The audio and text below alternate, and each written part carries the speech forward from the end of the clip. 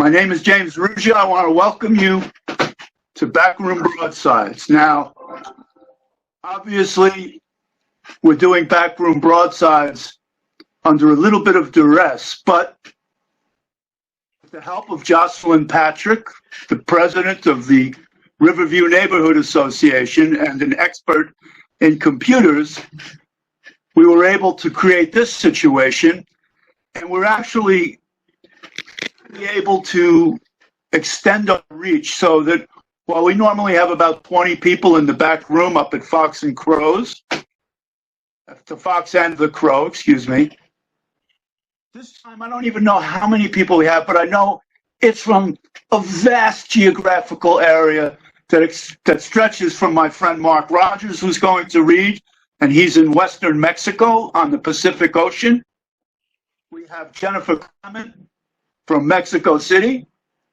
We have the great Javier Ruibal, who's in Madrid.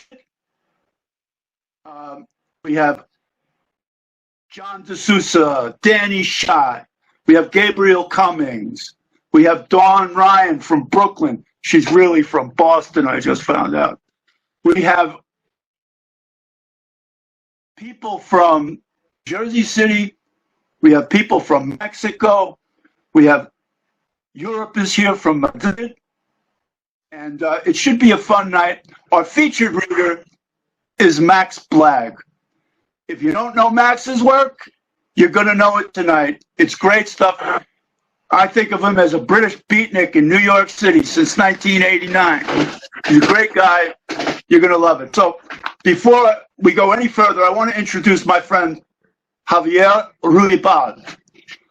Javier Ruibal, I'm going to do shorthand on this, but let me put it this way. If you listen to flamenco music, you know him. He is known throughout the Spanish-speaking world, and he's known increasingly here. He recently played last year at Sounds of Brazil, if people remember SOBs. He's a great musician, and he played all over the world doing his music. And because of this, let's call it a cluster fudge.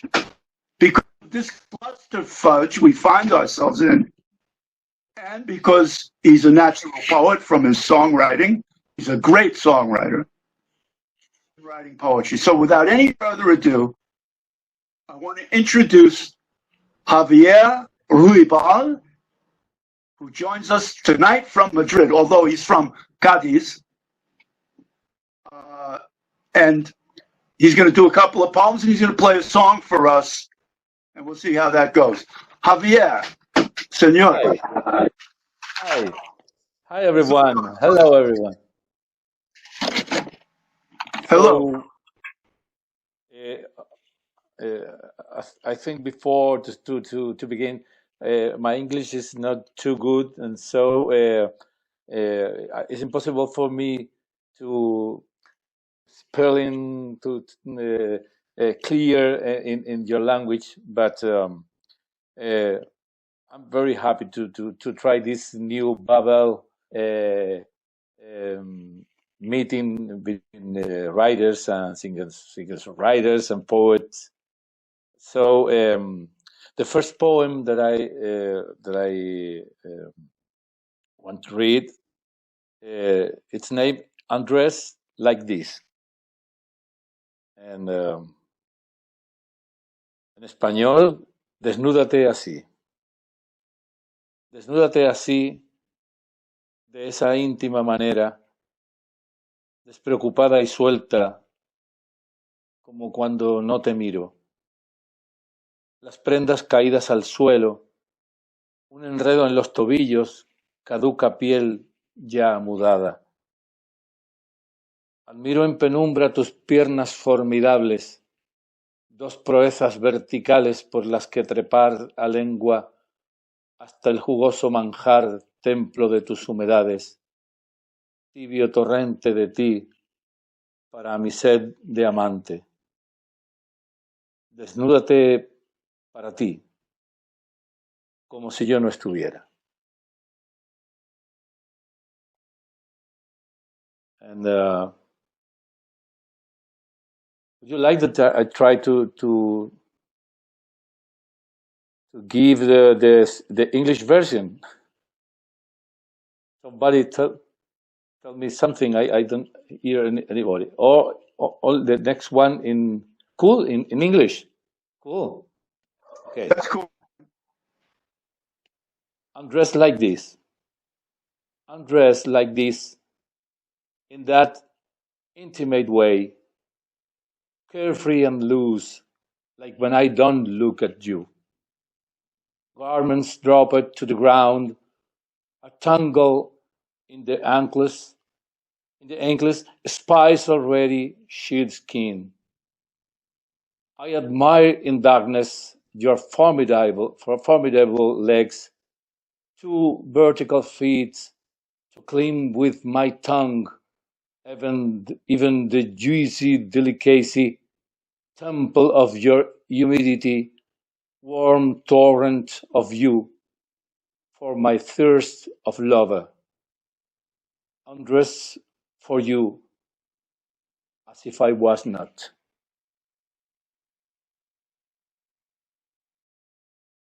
Another poem.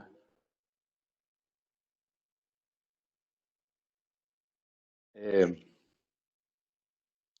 Me falta el mar, me falta el mar, he oído su llamada. Una ventana entreabierta me lo ha traído en un sueño. Dejó en el paladar su nombre, salitre en mis labios secos. Merezco ya el húmedo abrazo de su oleaje perpetuo, como merece él los míos, los que le guardo y le debo. Yo, criatura marina, he mudado las escamas, extraviado el perfume de rocas y algas, mas sigue en mi espalda mi aleta dorsal, la noble veleta que asomo en el agua. Padre océano, te invoco, haz llevadera la carga de sufrirte en la distancia. He comenzado el regreso, lo mismo da en un esquife que en un hermoso velero con una vela muy ancha. In English, I like the sea, I heard your call, a window ajar brought it to me in a dream. He left his name on the plate, saltpeter on my dry lips. On my dry lips, I already deserve the wet hue of its perpetual swell, as he deserves mine, as he deserves mine, the ones that I keep and owe him. Me, sea creature, I have changed the scales, lost the perfume of rocks and algae, but still on my back, my dorsal fin, the noble weather vane, I look out on the water. Father Ocean, I invoke you, be your able load, to suffer you in the distance. I have started the return. It doesn't matter in a skiff that on a beautiful sailboat with a very white candle. I don't hear. Bravo, Thank man, you. bravo. Thank you. Are you going to play a song for us? Yes, of course. I'm going to turn off my speaker again. I wish we could clap and cheer, but we can't. No, but I read here. How could we clap? But I know that you are clapping. This tune is named Serengeti's Child, El Niño del Serengeti. It speaks about a child who brings water, walking uh, 15 kilometers to go for the water and 15 to come back with the water. And so, by the way, the some of the water is falling down from the bottle, and It's like a vision of this movement. El niño de Serengeti.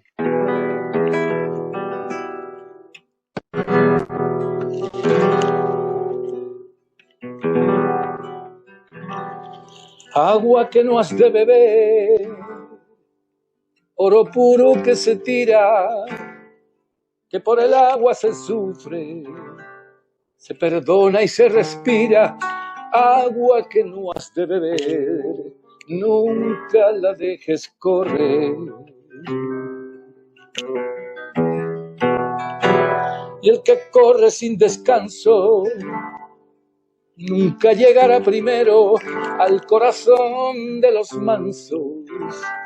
Dale agua y no dinero, agua que dejes pasar, puede el destino cambiar. Si tú la tiras por el camino, no va a quedar un espino donde puedas esconderte, y voy a darte tu merecido. Este niño malcriado nunca cambiará su suerte,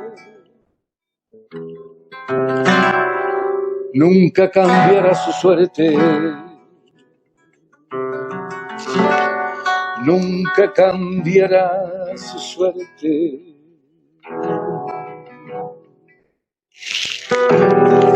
El niño de Senegal sueña que se va a la luna en una nave espacial, ligera como una pluma, tuvo cara de astronauta desde que estaba en la cuna. Y en la órbita perfecta, asomado a la ventana, el niño del Serengeti, 8 veces por semana sueña que tira confeti y se inunda la sabana. Como no cumple ningún castigo, este niño consentido se me va a quedar en baja vía. Si no estuviera siempre en las nubes, cuidarías, no lo dudes, de no derramar el agua,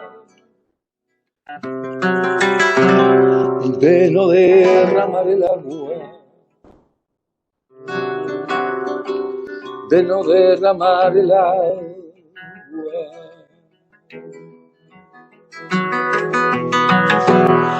Por los dioses de mi tribu, juro que hago de ti un hombre, aunque pierda los estribos y llegue a borrar tu nombre de tanto como lo digo, un hombre como es debido. Como no cumple ningún castigo, este niño consentido se me va a quedar en baja vía. Si no estuviera siempre en las nubes, cuidarías, no lo dudes, de no derramar el agua, de no derramar el agua, de no derramar el agua, de no derramar el agua.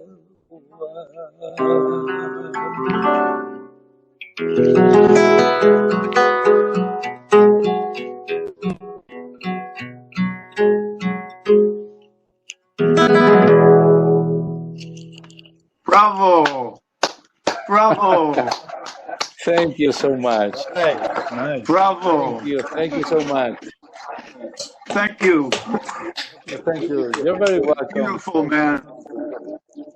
Our next reader is we go from Madrid to Jersey City, and yeah. Madrid has come to Jersey City through Javier, but now we will come to a poet from Jersey City, Gabriel Cummings, and Gabriel Cummings is also a bassist in a band. Gabriel, what's the name of the band again? I don't have it in my memory. Black Frazier. So he's been published around. He's been a regular at our reading series at Fox and Crow. And I would like everybody to give a warm welcome to Gabriel Cumming. All right, great. Good evening, everybody. Really excited to be participating in this virtual Backroom Broadsides tonight. And I'm looking forward to hearing all the other amazing poets that are going to be coming on after me.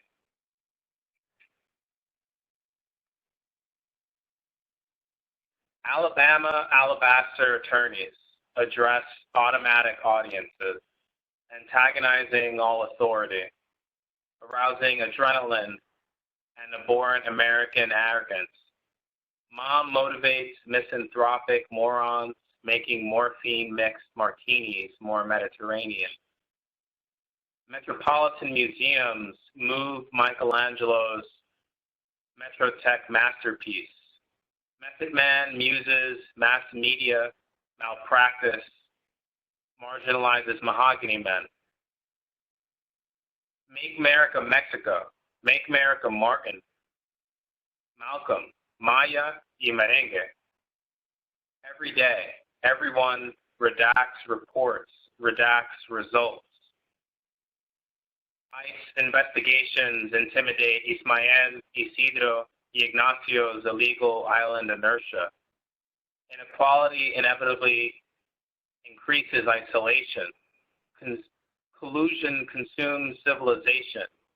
Co-conspirators contemplate crystallized creature comforts, causing corruption. Contemporary content creates change, causes collapse, and alternative. Anonymous ampersand, America accepts all. Thank you. And for my next piece, I'm going to read a poem that's very current to what's going on with working from home and the quarantine situation. So this one is called Pause.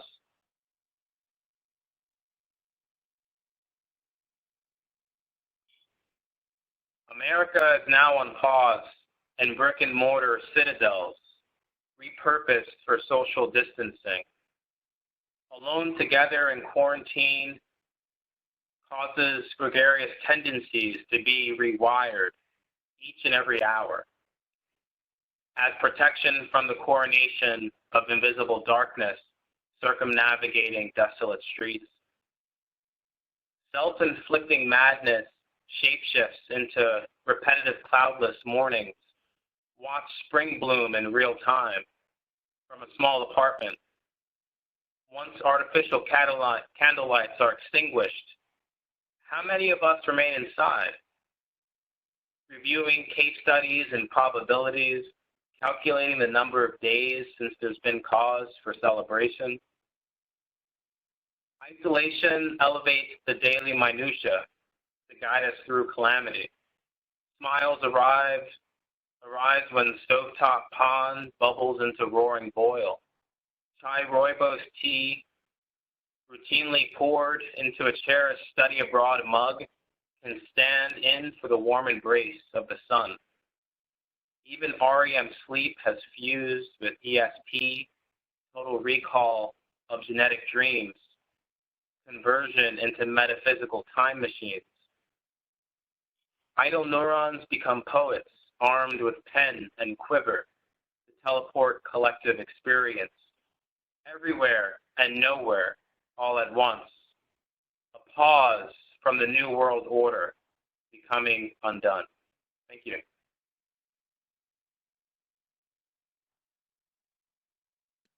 Bravo. Bravo, Gabriel. Bravo, Gabriel. I want to ask, Thank you very much. Is John Tragona still around, or is he? Okay, well, you know what? I'm right here, Jim. Oh, you are there.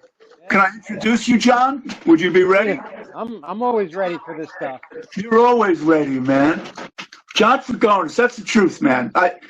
He comes by Backstreet Broadsides almost every single time. And I've said this actually to other people. You notice John is always ready. John is ready. Well, John Trigonis is a local Jersey City poet. Everybody who reads poetry here at all knows his work. He's a favorite at Fox and Crow, and he's a great guy. And I just want to introduce everybody to John Trigonis. Now, I just want to make sure I got that T. That's John T. Trigonis. T is for cool. Anyway, go for it, John. Thanks, Jim. Appreciate that. It's a weird thing. Once I figured that out, I was like, oh man, I gotta start using my middle initial now. But yeah, happy to be here. This is so awesome and great stuff so far. I'm gonna read a few, just a few little bits here. This first one is the only one that I've written about everything that's happening right now, the quarantine and or whatever we're calling this, the pandemic, the quarantine, a season in hell, whatever you want to dub it. I've got other ones, but they're not kind of ready yet. But this is it's called Too Much Tea, and it's actually based on a question that my fiance asked me because we drink a lot of tea right now, like 5 cups a day. So she said, "How much tea is too much tea?" she asked. And I had no words I could steep in meaning for a plausible answer to this mad question of chamomile and Earl Grey or jasmine-tipped whole leaves of green. So I simply sit, and she sits too, each contemplating having another cup, neither of us getting up to set the water to boil. That was Too Much Tea.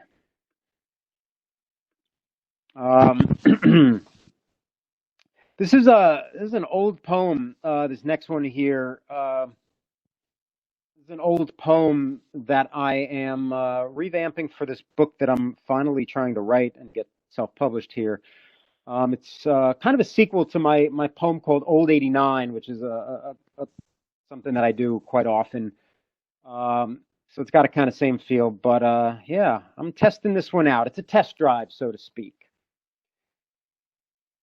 It's called Old 95. And the years really have absolutely nothing to do with anything, except for the make of the cars. Raged that silver 95 on midnight oil slicks, Jersey City to Asbury, she, my Roberta Flack, with me in the driver's seat working Cavalier spurs into floor mat, dodging antimatter potholes, ducking whirlwinds all down dark Garden State parkways, easy pass emerald pathways. All the while, shy glances paralyzed me within the chastised bottles we spun as youth-filled fools. Her eyes lit up gold beyond the long-grown shadows of exit 13A. My free hand slipped in deep where thighs burned smoothest, damp with the sour, sweet vintage of ancestral regret.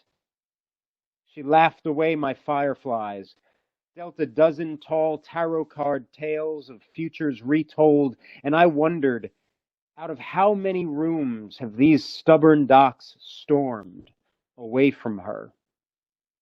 With unsteady hands, we felt our way across backseat conversations, lost our names into a black hole glove box crammed beside omnipresent phone chargers, timeout tokens, and broken haikus.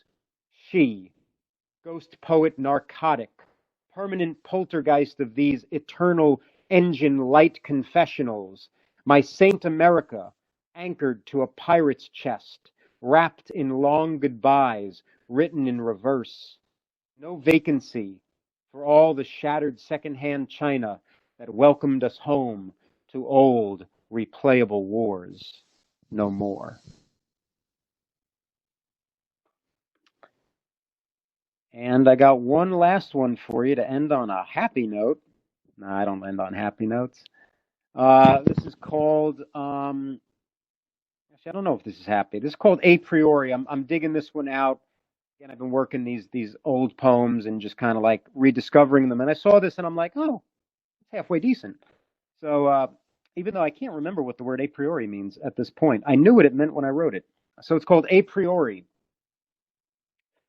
And again, thank you all for listening. I always appreciate your time. It's a blessing, especially in these times. The blue-eyed moon sheds tears I've longed to lose time after time, from dry sand eyes that silently scourge airless chasmic Sahara for transcendental aesthetic. We lull one another by fireside whispers, dreams of sun children laid to rest, Hyperion silenced, imprisoned in perpetuity, where dark sky blankets begin their descent. Her tears drain into my eyes, and we can finally breathe in the ozone each other exudes. Thank you so much, guys. Appreciate you all. Hope you enjoyed those. Thank you, John. Thank you. The next Bravo. the next writer up is going to come to us from the west coast of Mexico. He's an old friend of mine, but I just want to say Mark Rogers. Mark Rogers has been a successful visual artist. He used to draw cartoons for the New York Times literary section way back when in the 1980s. I think I'm one of about 5 people who have a selection of those beautiful drawings. My favorite is of Celine. He was a singer and a writer for Love Henry, a band which I will always remember for having done a song with the uncle of Gary Gilmore actually singing, Uncle Vern. If you've read Executioner's Song, you know all about Vern. And I can still see Mark on the stage singing, Gary! And Mark has moved to Mexico. How many years ago now, Mark? Like 8 years. 8 years. I knew him as a travel writer also, but he's been in Mexico now for 8 years. He got married in Mexico, and he's been writing. It's like knowing Raymond Chandler or something, you know. He writes these wonderful mysteries, but they're like hard-boiled, West Coast LA style mysteries, in my view. Excuse me if I characterize your work, Marco. Anyway, please, with no further ado, Mark Rogers.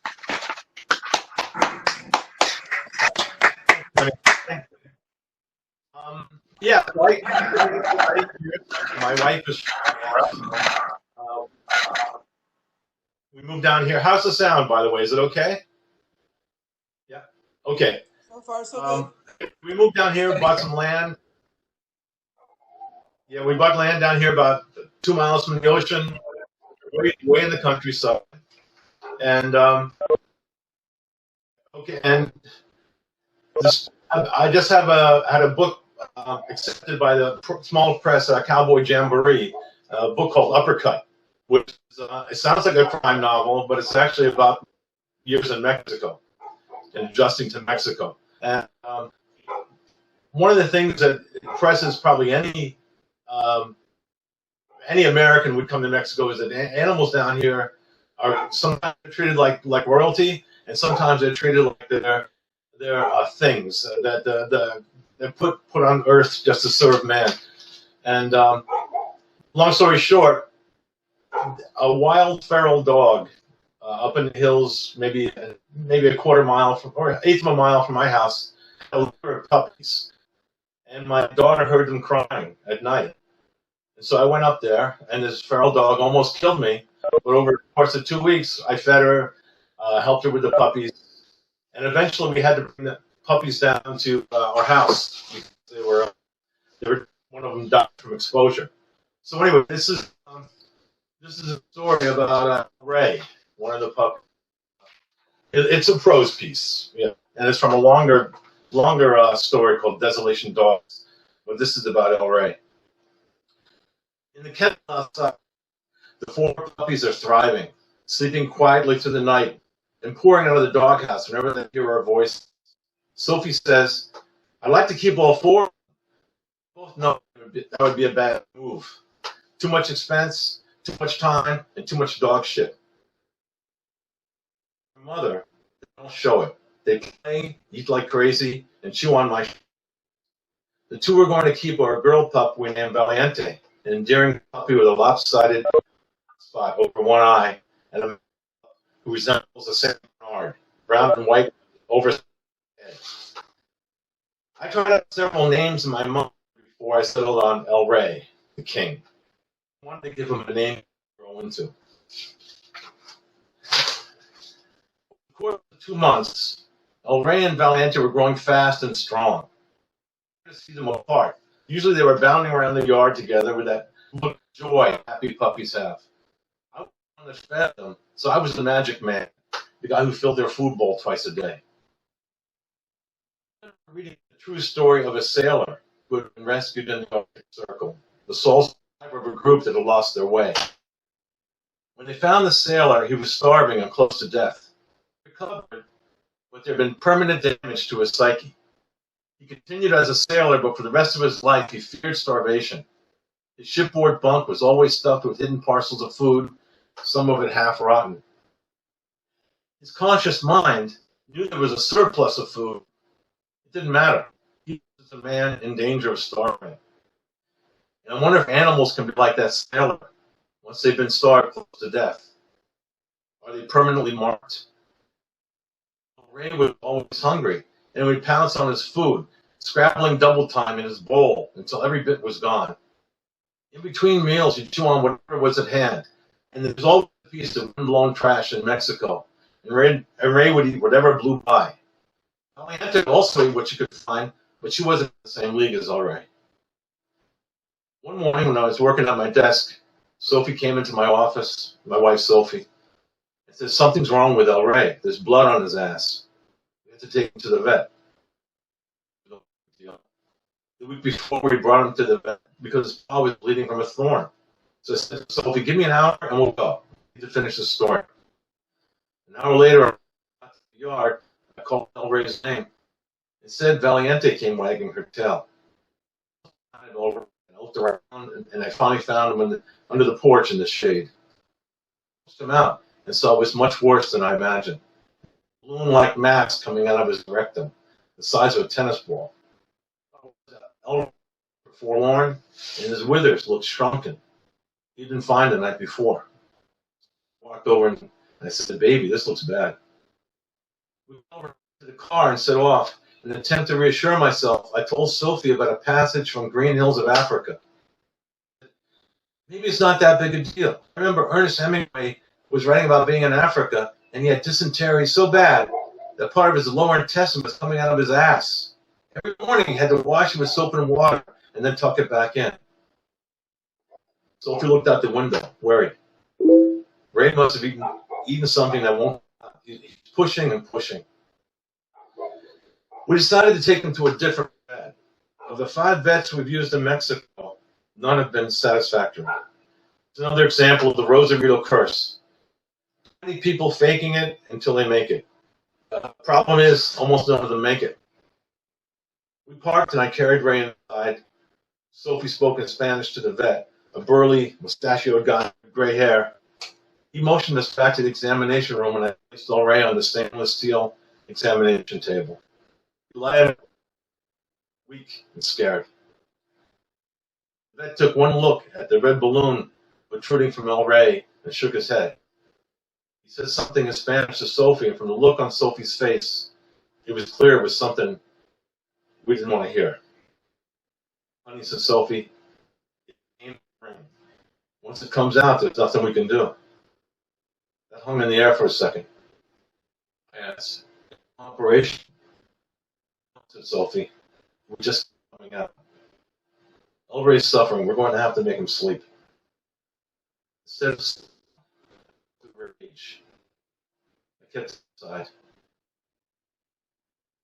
I leaned down and looked at El Rey's eyes. Oh, El Rey. The next baffled me. He took a gloved finger, puts the red balloon back inside El Rey. He didn't yell, but he looked distressed. The vet walked away and came back with a needle. Injected El Rey. I asked him, "You speak English?" I pointed to the needle. Mort, the vet nodded. Sophie walked out of the room. I wanted to see El Rey go. I looked down. I looked in El Rey's eyes again and said, "It's okay, Ray. It's okay." His eyes had a question for me. Why am I leaving this world so soon? That's it.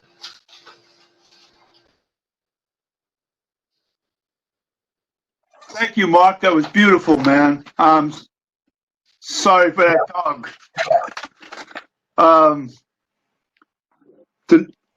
The next reader is Jennifer Clement. Is she available? You there, Jennifer? Yeah, here. Oh, you're there. Okay. I'm going to put this introduction of Jennifer Clement because it's so great that I don't want to miss so much that's here. Jennifer Clement lives in Mexico City. She's lived in Mexico most of her life. She writes poetry in English, but I don't know, she's like an American living in Mexico, but when she's here, she's like a Mexican visiting America. She's really this identity situation that she's had for years, for most of her life, continues, and it's fascinating. Her next book, The Next Stranger, will actually be introduced by W.S. Merwin. And last but not least, she's got several books, by the way, including 4 novels. But last but not least, she is the first female president of PEN International. PEN International, if you're not familiar with them, does an incredible job of protecting writers around the world. It's like this huge association of writers internationally for decades. So without any further ado, I would like to introduce Jennifer Clement, coming to us from Mexico City, and it's really quite a pleasure and honor to have her. Jennifer. Well, thank you, James, for inviting me. It's a real joy to be here. So I'm going to read 2 poems. Does everybody hear me okay? Yes, yes. Okay. So this is a poem that often when I read it at women's jails, they really like it. So I figure we're all in a little bit of a jail in a way. So what this poem is about, I don't know if this has happened to anybody, but it's when you have an erotic dream about somebody and then you bump into them the next day. So the poem is about that.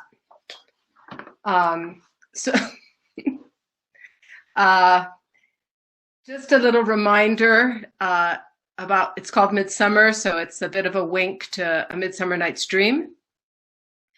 So I don't know if you remember, but when the lovers come into the wood, both the men are in love with Hermia, and then Puck puts the juice of the petals on the eyes, and then Oberon, the king of the fairies, says, clean up your mess. But when the lovers leave the wood, Lysander's in love with Hermia, and Demetrius is in love with Helena, which tells us that Puck did not clean Demetrius's eyes.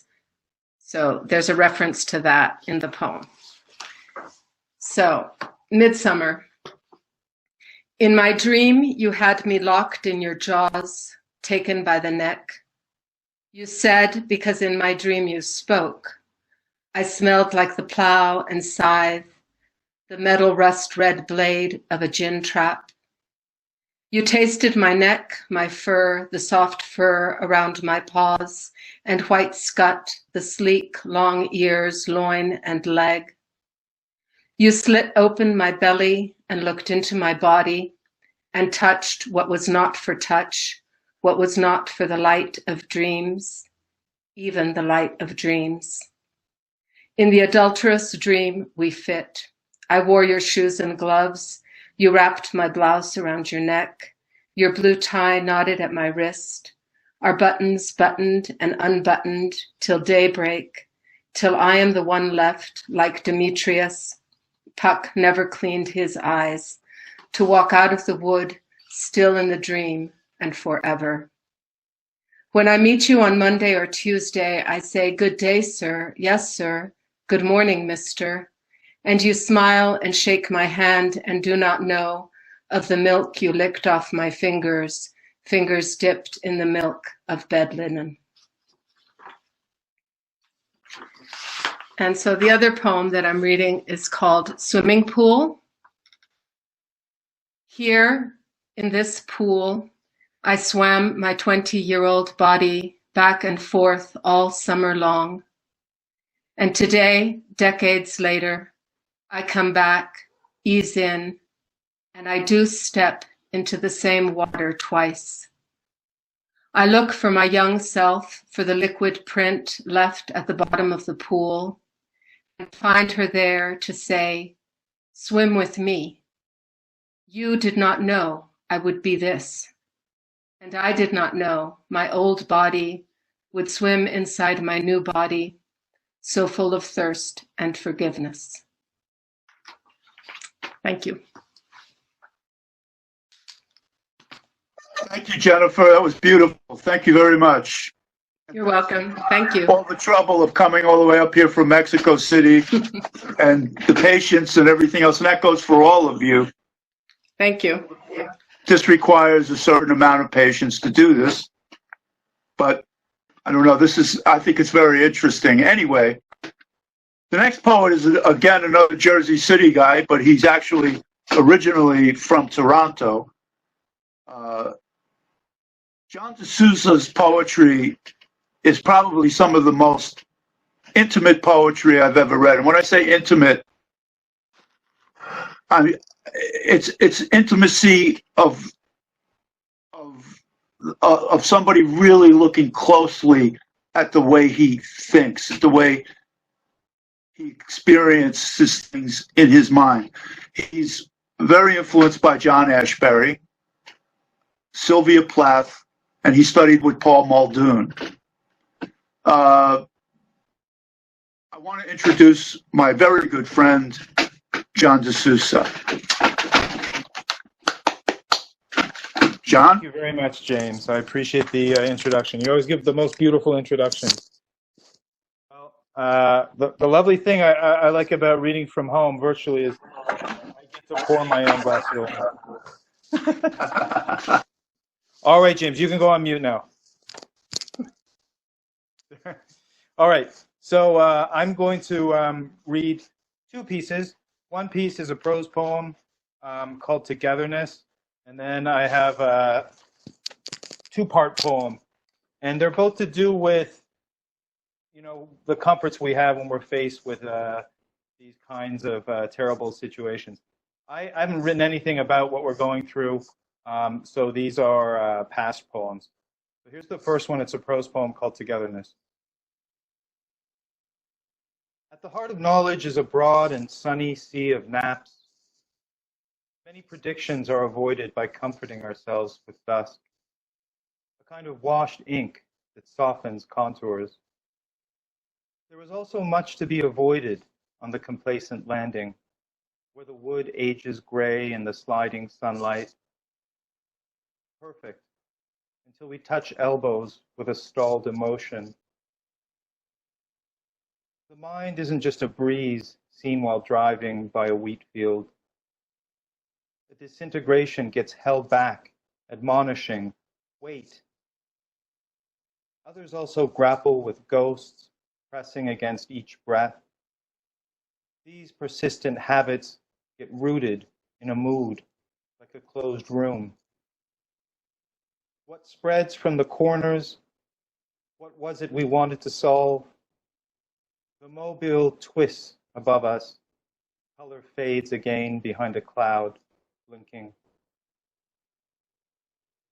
complexity seems to shrink things, you are filled with the potential of agreement, that first calm which won't last. But the river is a comfort and remains possible. We deduce our own permanence.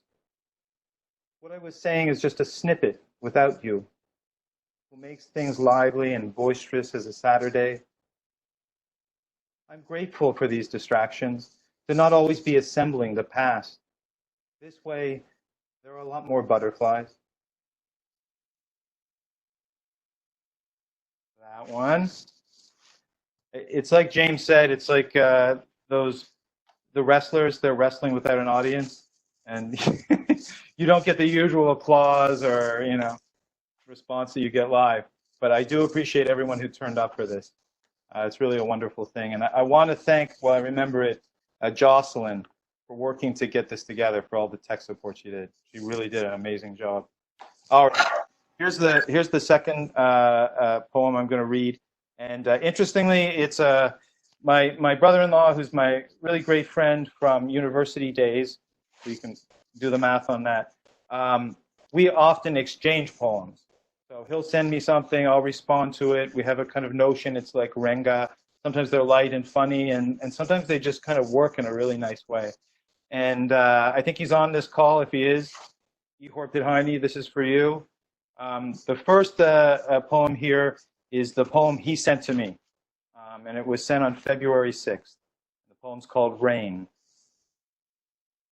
I hope I do it justice, Ihor. Rain and reminiscences, Blondie, the car, some late 70s groove that infuses coffee in the rain, water soaking roads, flood warning on the plain, tornadoes tearing a riff off of roofs, awful rot that feeds steamed rice on another memory-parched day, Toronto, October.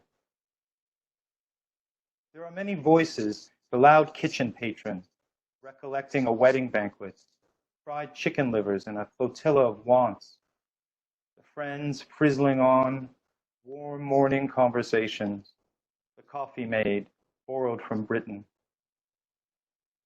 Future memories of youthful adventures.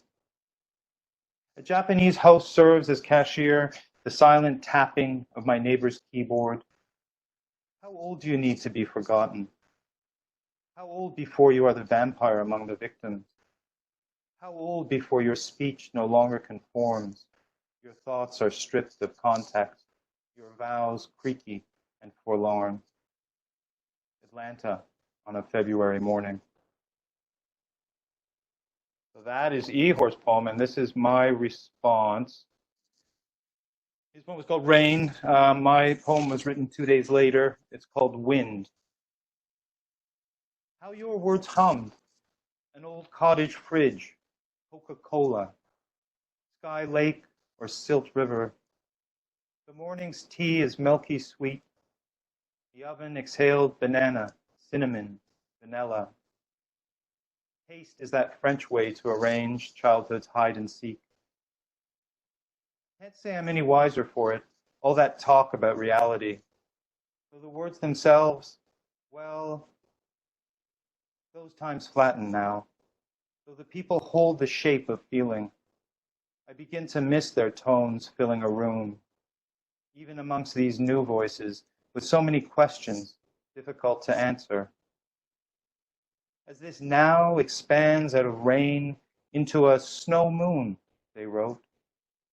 Pretty big and round as an old Chinese poem in another age last night. What fortune is read here where the cards fray, where day streams into day like this morning's sun stream, and wind in my eyes taking the garbage downstairs, confusing time. And that's it for me. Thank you all. Thank you, John. Thank you, John. It was beautiful, man. Thank you. I'm going to keep on moving right along. The next reader comes to us from Brooklyn. Dawn Ryan. She's read at Fox and Crow twice. I want to get her again, I got her tonight, though, on this Backroom Broadsides Live. Dawn Ryan is writing prose. She's a school teacher, and a lot of her prose are really beautiful memoir type things about the school she teaches in, or at least the stuff I've heard. I think you're going to like it. Dawn Ryan. You ready, Dawn? Yeah, you got it. You muted, James? Okay. Hi. Thank you, Jocelyn and James, for doing this. Can you hear me? Everybody hear me okay? This is awesome. It's great to get out. I'm going to be reading a short story that isn't about teaching. I wrote it a while ago. It took me about 20 minutes to write and about 10 years to rewrite. And it just got published in the most recent issue of Gargoyle. For these purposes, I trimmed it down significantly. So it's prose, but maybe it's trimmed so significantly that it's now kind of a prose poem. It's titled My Own Divine Motility.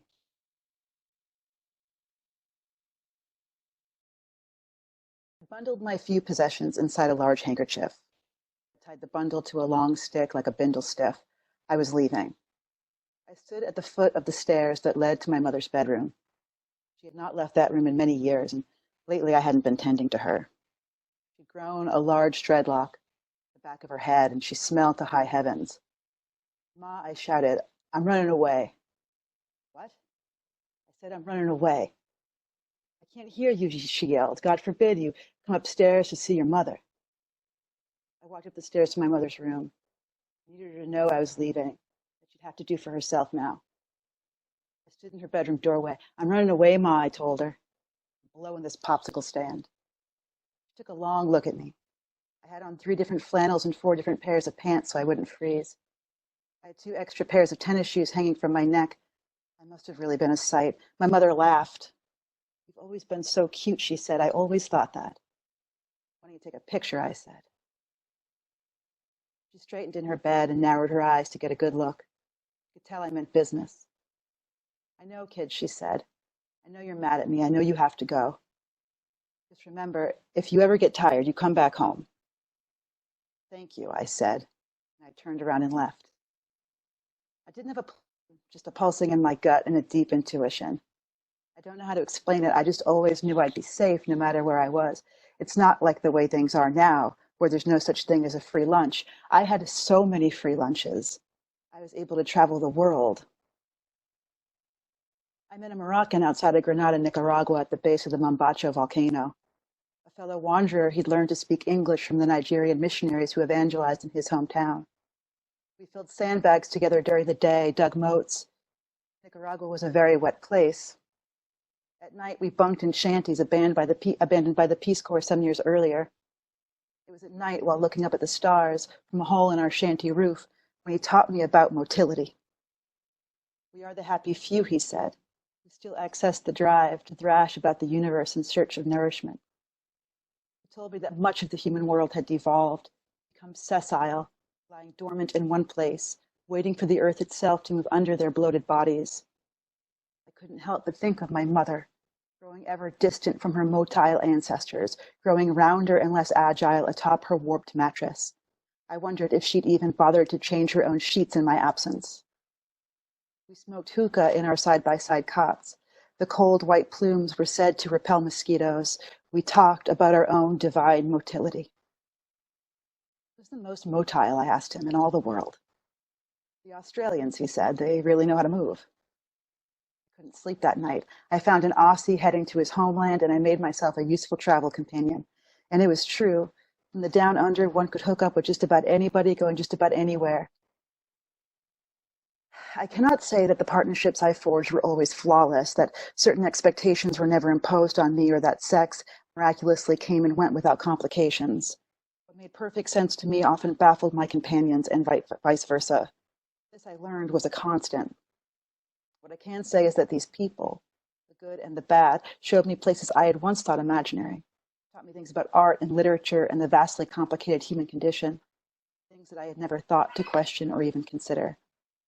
I had never worried or wondered about the human condition before. that we are all somehow burdened with an indiscernible dissatisfaction. It was in the throes of this new learning when I found myself atop the arches of the Pont Royal in central Paris. I thought of how rivers had mouths. I'd learned to appreciate symbolism. I rested my chest on the bridge's concrete edge and watched the commercial riverboats float upstream. It was night, early spring, and a chill made its way up from the water and onto my flesh. In this state, bitten in reflection, I came upon Mona, staring at me from across the road with a sketch pad in hand. I understood, as the cold surged through my body, up my legs, my chest, my buttocks, that I was a woman now. That though much younger, I was like her. I'd heard that such things as that which was about to happen happened in Paris, and I'd learned to say one in Rome. Mona flitted across the two-way traffic of the Pont Royal, placed her pad in charcoal by my feet. "Êtes-vous un artiste?" I asked. "No," she said. "My husband is the artist. I am a pig." She slid her tongue in my mouth, her long, spindly fingers down the front of my trousers.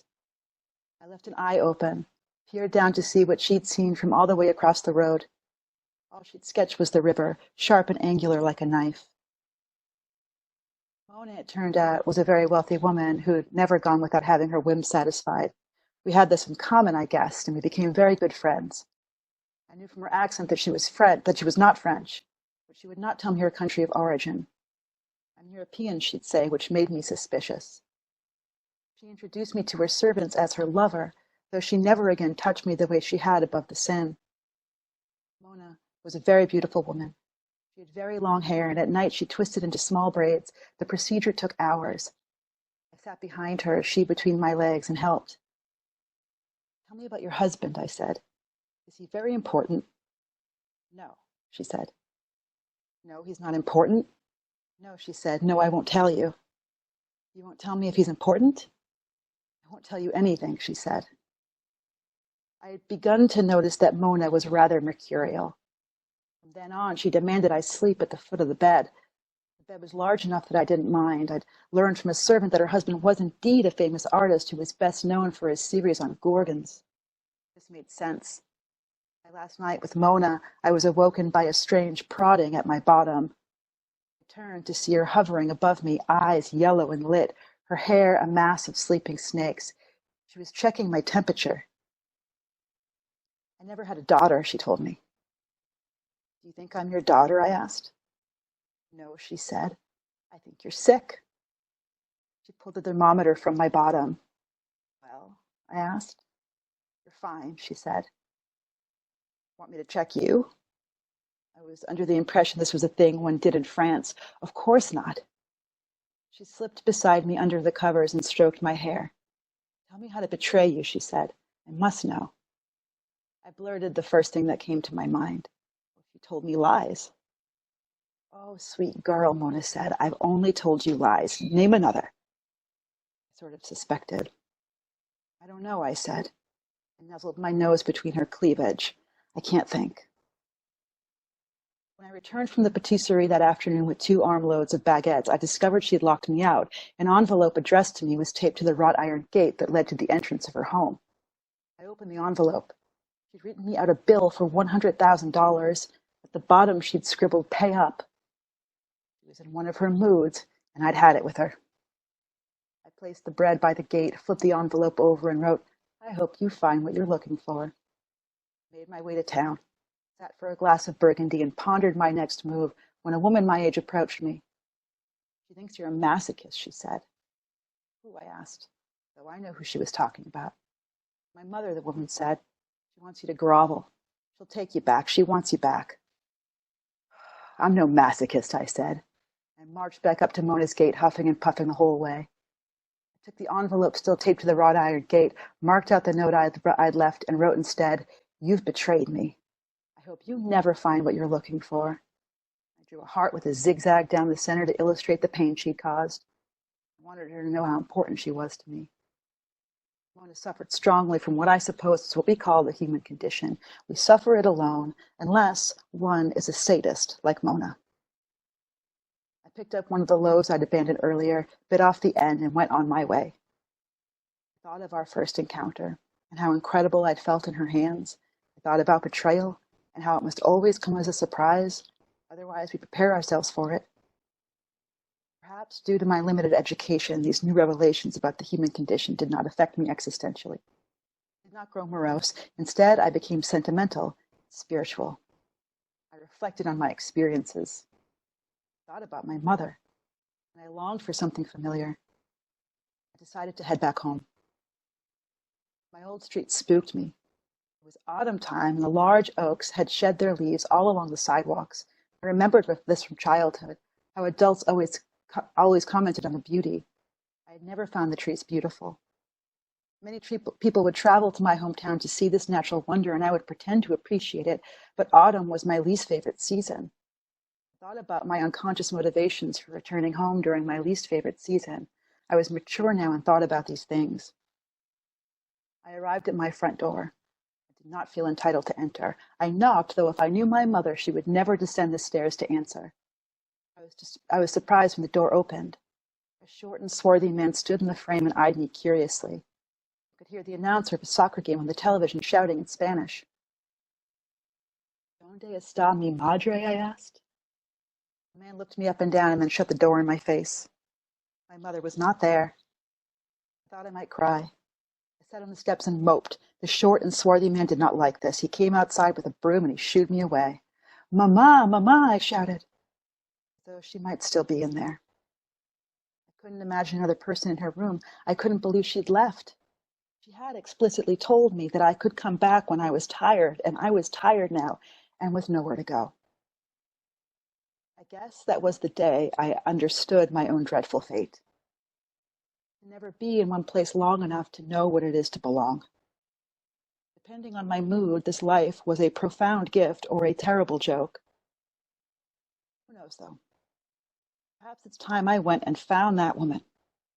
Maybe at a black sand beach in Hawaii, or sipping from a canteen atop a camel overlooking a desert vista, or maybe just sitting at a quaint European cafe, reading Saint-Simon and thinking about Western civilization. I might run into my mother there. Tap her on the shoulder and I'll say, "Excuse me, miss, just where in the hell do you think you're going?" Thank you. Great job, Dawn. Beautiful. That was really beautiful. Whenever I hear you read, it's like I get pulled so close to what you're saying. Great stuff. Great stuff. The next poet we're going to have is a big favorite here in Hudson County and around. Danny Schott is just published his selected poems. Has a new thing coming out, I see, from the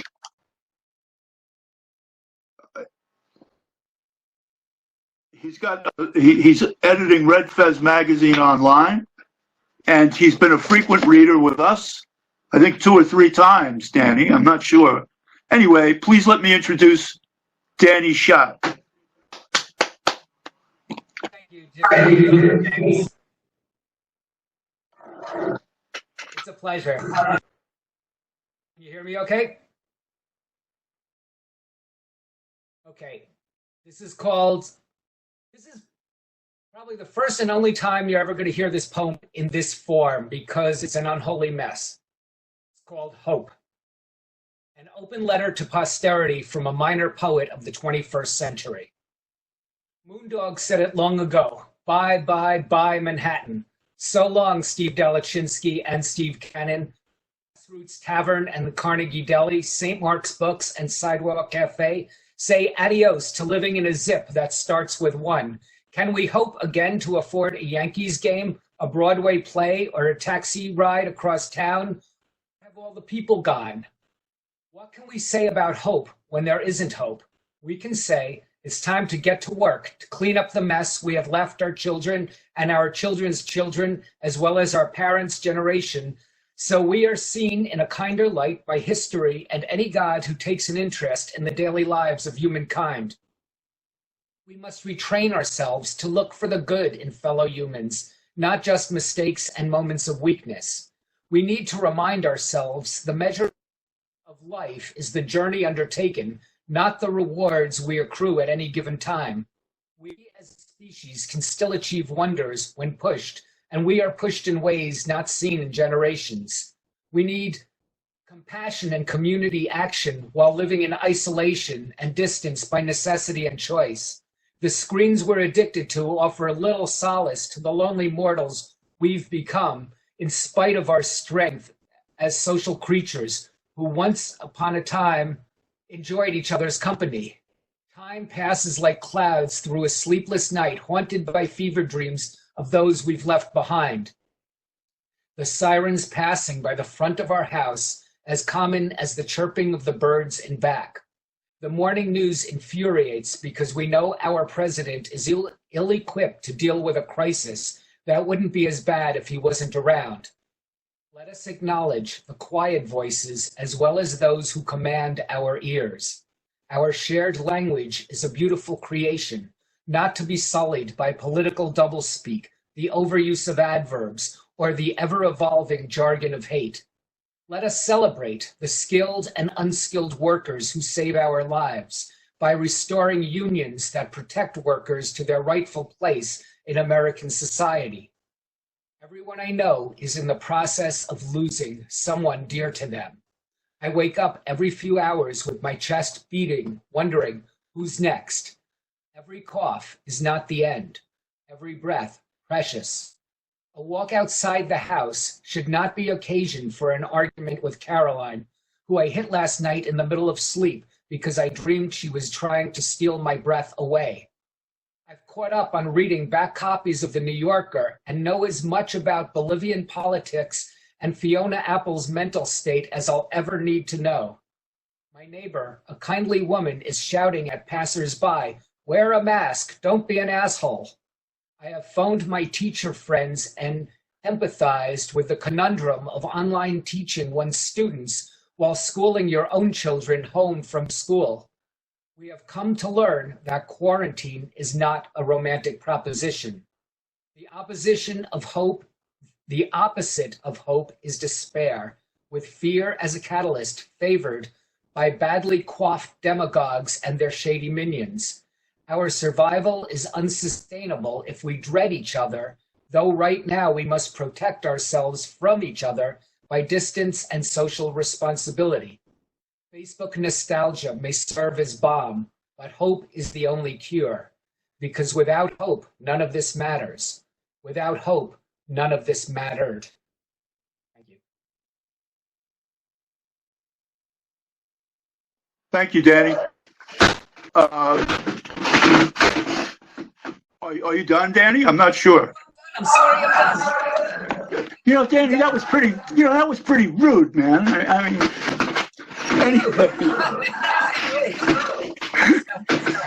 The next reader is going to be Max Blagg. He's a feature reader tonight. Are you there, Max?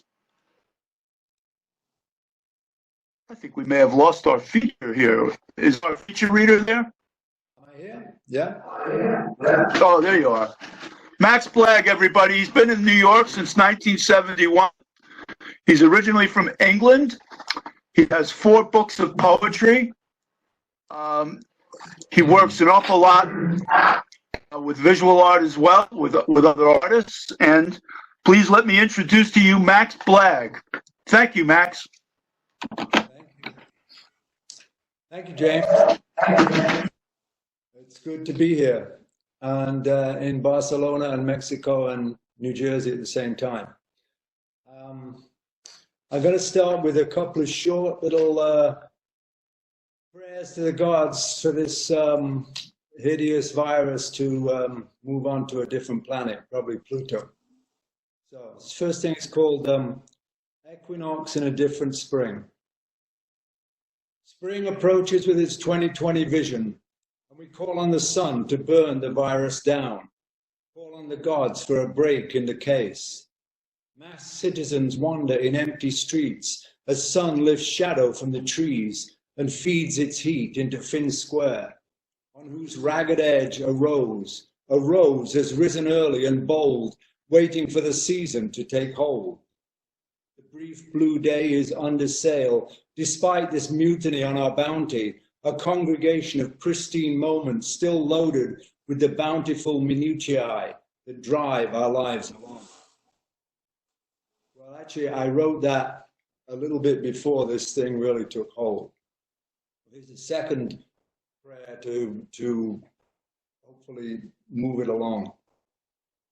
Home cooking. Need music here, not the small bells of regret rung by cheap chimes from some stall in Chinatown. Strengthen, O gods, our pure intention. Give us the power of milk and flour. Turn this undead invader into hasty cake. Take from us now this bomb wrapped in lipids that's busting up our lungs and messing with our minds. Tip its carnoid spears with laurel leaves. Bribe the beasts with a baccalaureate. New to this gift from Pluto's dark quarters, launch it back into the cosmos. Let it drift away weightless, the way the wind carries music. Render it harmless as gingerbread, emerging fragrant from the stove. Yeah. Okay, thank you. I see you clapping, Jim. That's jolly decent of you.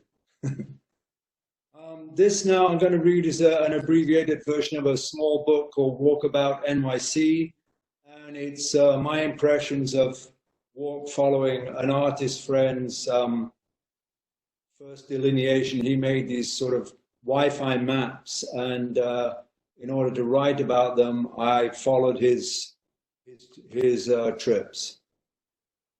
And I'd like to say that the sections, there are sections that break the narrative, the fake Wi-Fi names that I made up just as a kind of chorus in between walking.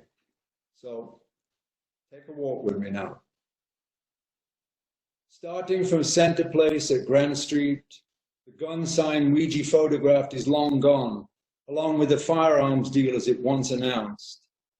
On this side street of Manhattan, a man landed on the spikes of the railings around police headquarters, tossed out a high window by drunken cops. It didn't even make the front page. Back then, they could hose you down with impunity.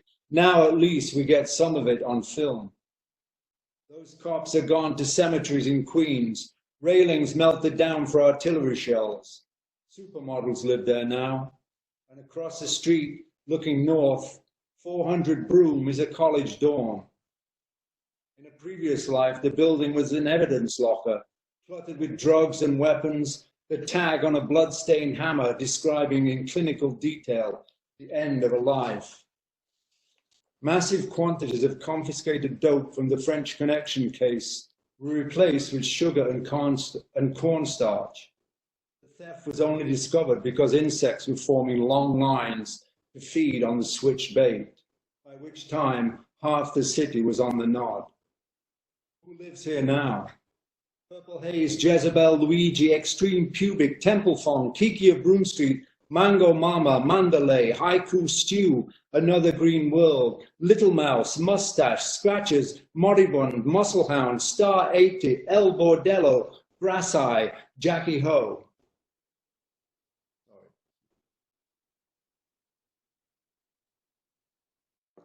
Each intersection a gathering point for memory.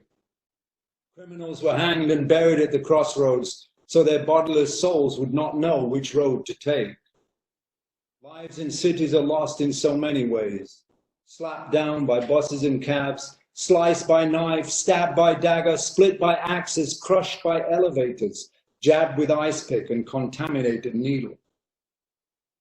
Even lightning bears down.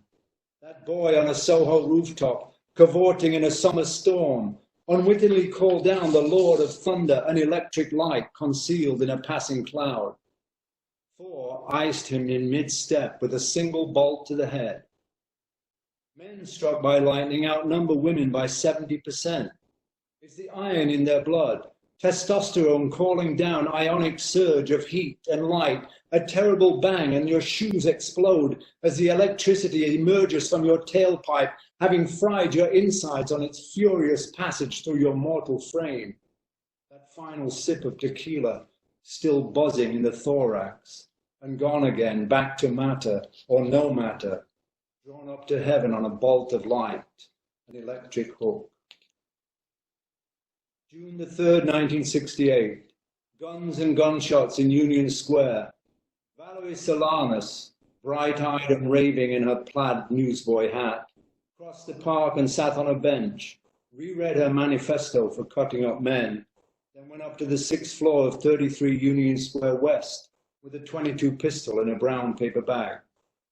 She put 2 slugs into Andy Warhol's torso. A visiting art critic got shot in the butt as he fled this performance piece. And did Fred Hughes mess his custom-tailored pants when Valerie held a gun to his head? Wouldn't you? I peed my pants when chased by skinheads in London once. It took me years to admit that, terrified, I bolted like a rabbit.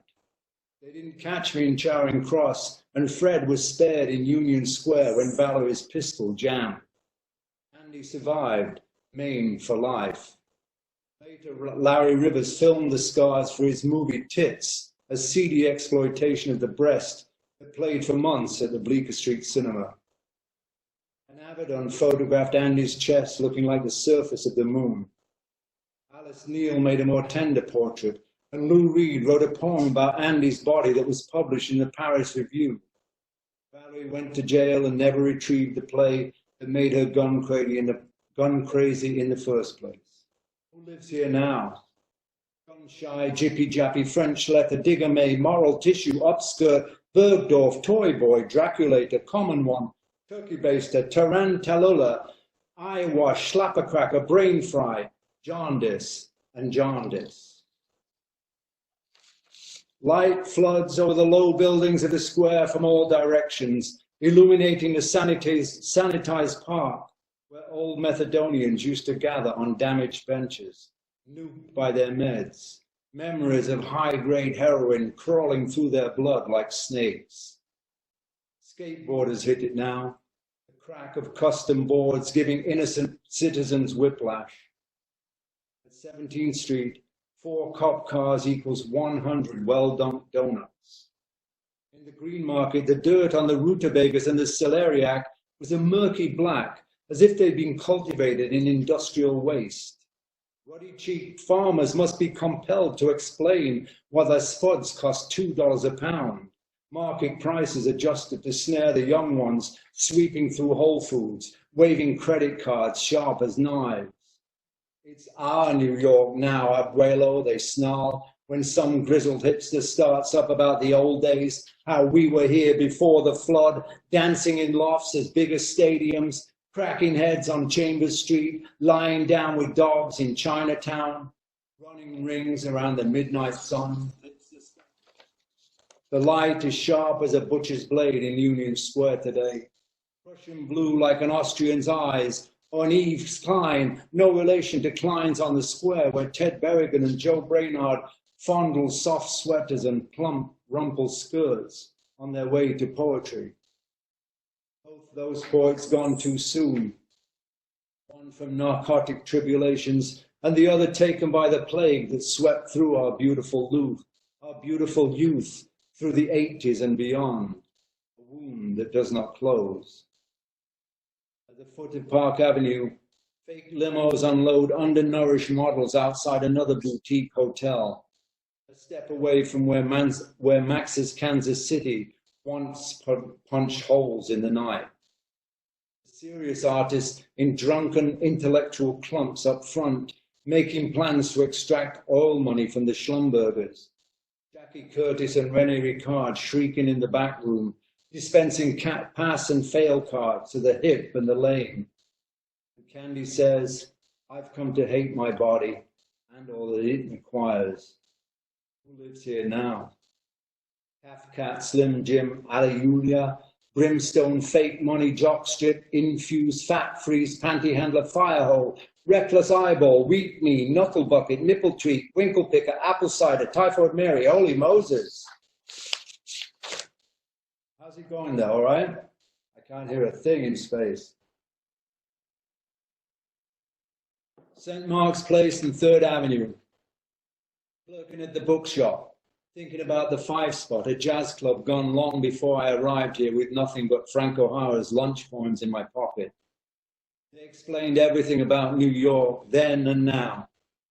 Westward across 8th Street toward Broadway, Grace Church silvered by winter sunlight, buildings full of academics living large, vast apartments and tenure and regular publication of books that go directly onto the university syllabus. My green eye scans the brutalist high-rise at Mercer and 8th Street. Anna Mendieta tried to fly here. Anna couldn't fly. Anna died. The ley lines of this village gleam like rivers seen from a plane. 1 block south, Mickey Ruskin made his last stand at Chinese Chance, which should have been called Chinese Rocks. We knew it as 1U, now a deli serving innocent undergraduates. Mickey wouldn't let me work the night shift where the money was, where Schnabel and Yablonskaya were flipping burgers and smashing crockery, and somebody was shooting up in the bathroom while some other luckier fucker got a hung job in the next stall as the night unspooled like a silken tourniquet. Instead, I had to deal with the slow daytime, mostly furious merchants waving unpaid bills, and in the late afternoon, the gathering bar crowd, a small constellation of hunger artists, fried by another day of trying to top Pollard, secure in the bitter knowledge that it simply can't be done. The joint was smoked out by heroin eventually, a fire of unknown origin. The line crook died trying to retrieve his new Florsheim shoes. Those traces of elegant and shabby saloons and salons, sickly glamour of the early 80s wafting in like rotten flowers. Who lives here now? Kill Your Mother, Sugarbush, La Branchina, Fat Booty, Cowlick, Bad Luck, Dipstick, Pimp Trip, Annual Rhythm, Thought Police, Chow Diner, Antichrist, Roller Number, Fallopian Tube Steak, Jackal's Ass, Deadbeat, Male Gaze, Betelgeuse. On one university place, the cobbler, an endangered species, bends to his lathe, but even he is diversified in this labelless age. In his small window, a forlorn display of slightly used Chanel bags and Prada shoes among the Meltonian creams and rubber heels. A Dawn Powell lookalike turns the corner of 11th Street, grey-haired lady going to hawk her husband's vintage Rolex at Ilana Fine Jewelry, established 1942. Cedar Avenue is a ghost on the avenue where the big guys in Oshkosh overalls drank and fought, while eager beavers in cashmere twin sets waited in line to undress for genius, to be polexed by an avex, horned by an ibex, reeking of turpentine and linseed oil. Many of the artists died too soon of bitter drink and heart attacks, left shards of glory on the walls of the wealthy. Franz Klein, dead at 52, brush loaded, heart exploded.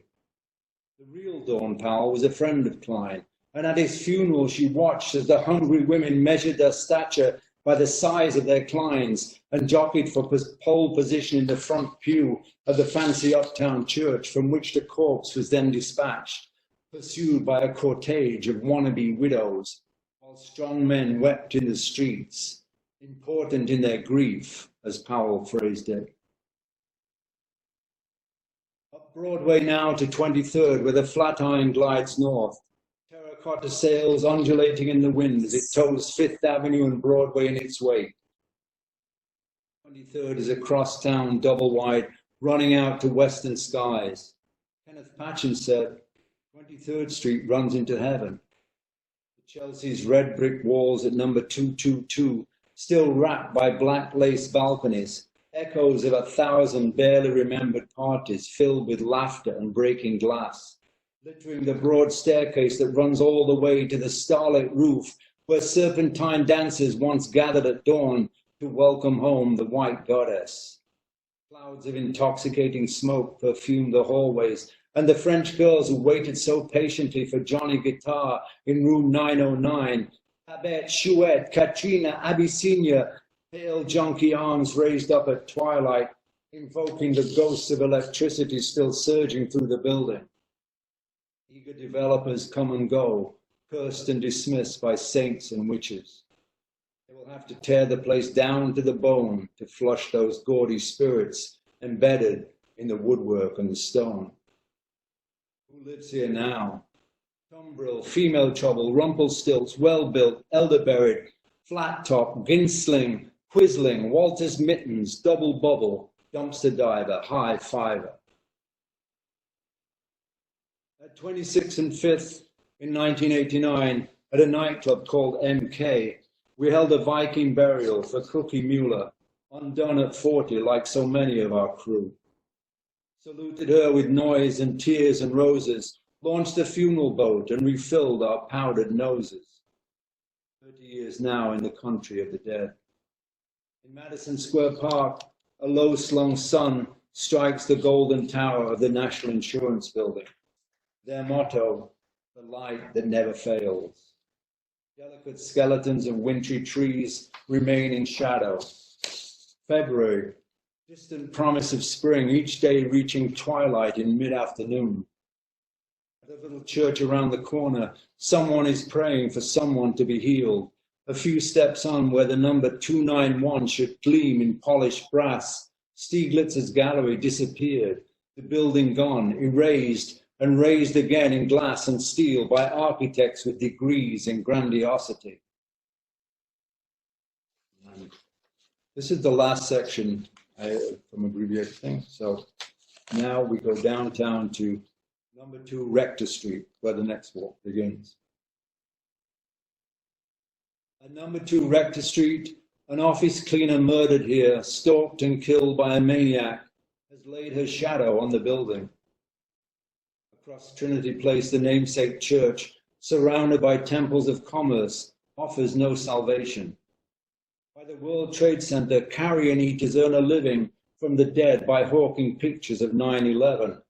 Money is poured into the ground, new buildings arise, and hovering above them still unresolved 3,000 souls, still not properly dispersed to their own Valhallas.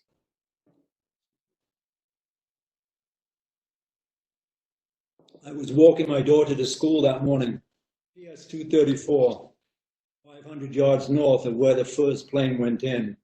It still enrages me that they were so close to us, to her. I'd blot their path to paradise if I could. Flight 11 from Boston flew over my head so low I could see the markings on the underside, and it just kept going too low, oh God, too low. Entered the North Tower and disappeared in smoke and flame. The entire side of the building rippled like a pond struck by a stone. It was true to say I could not believe my eyes. A jetliner piercing a skyscraper like a javelin. We're supposed to look back at the past without regret, but who can dismiss the grief that morning brought?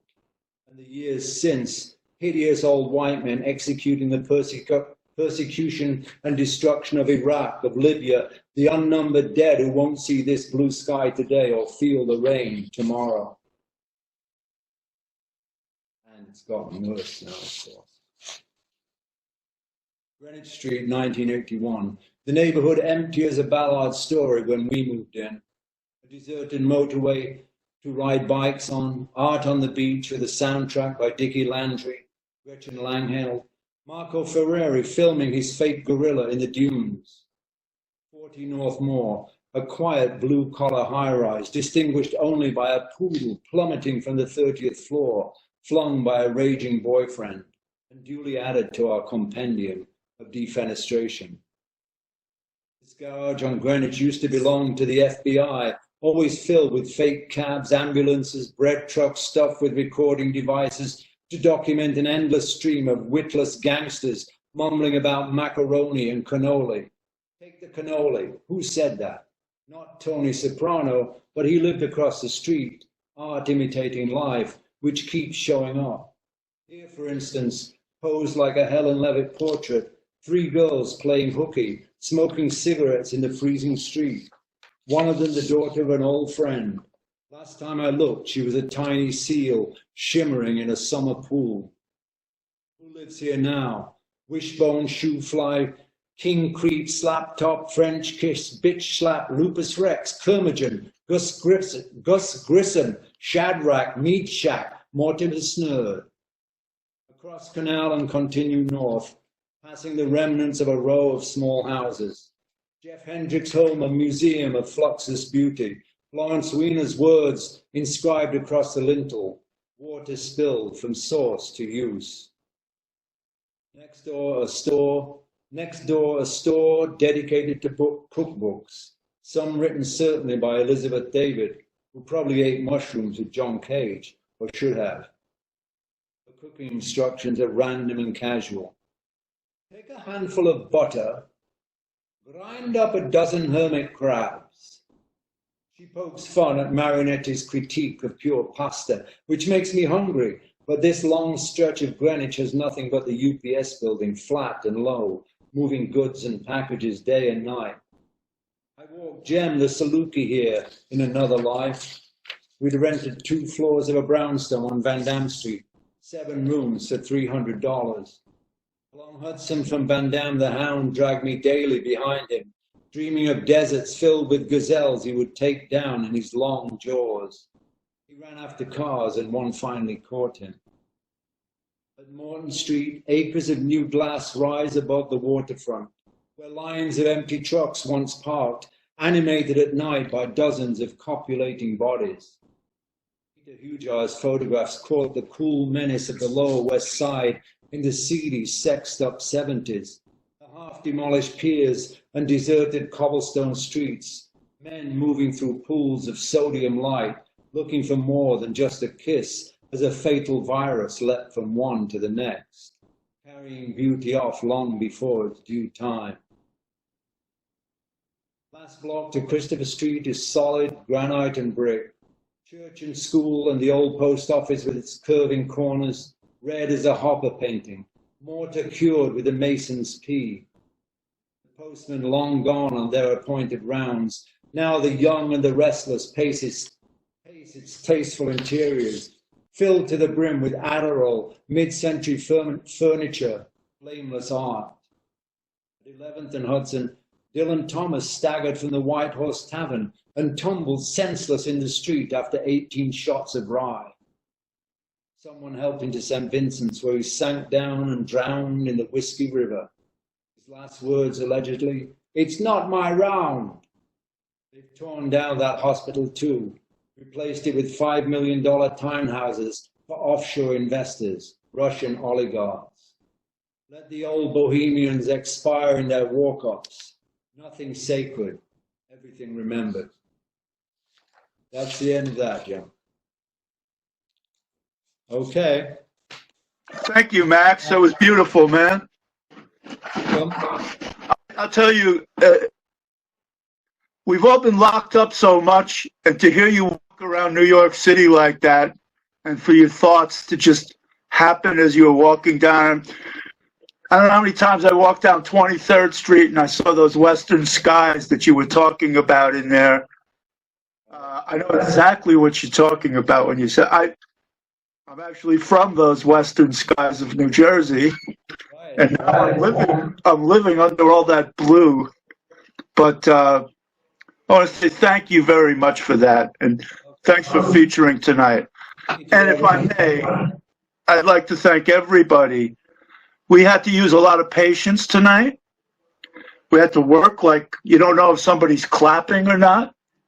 I mean, it's kind of. I listened to some people. I watched a Stephen Colbert thing that he did from his home, and you had the same silence. I watched or I listened to radio. I listened to sports radio, and you had the same feeling of that weird silence that we're all dealing with when we do this. And obviously there were technical problems here and there. We tried to do a lot. We did a lot. We got everybody from like Western Mexico all the way over to, I think it's great. And all of you folks, thank you so much for being part of this. Wash your fucking hands. Would you please wash your hands? And I hope we come out of this thing I'm not, like you're supposed to. Oh, what's this good? Who knows? I mean, maybe this is it, but whatever. I really appreciate us doing this tonight. We didn't just fall down and die for it. Like we did it. We did something. We can't be led from the top these days. So we can try to lead from the bottom.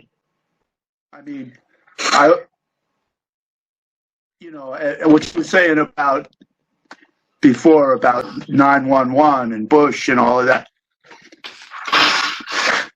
It doesn't really get any worse. It's just a different kind of fucked up. Here we are. Anyway, everybody, thank you so much. Jocelyn Patrick, thank you for having the patience to do all of this. I want to thank Max Blagg. I want to thank Gabriel. I want to thank John Trigonis, John D'Souza, Jennifer Clement, Mark Rogers. I'm going to forget somebody, I know it. But Dawn Ryan, Danny Schott, and once again, Max, you were terrific, man. All of you guys were great. Thanks again for all your patience. And, I forgot Javier Ruibal from fucking Madrid, no less. Javier, I'll never forget you, man. I love your ass. You know that. Anyway, guys, have a great night. Be careful. Let's try to survive this thing. I mean, if everybody's going to survive, we might as well be part of it. So wash your hands and do all that shit. And what can I say? Good night, everybody.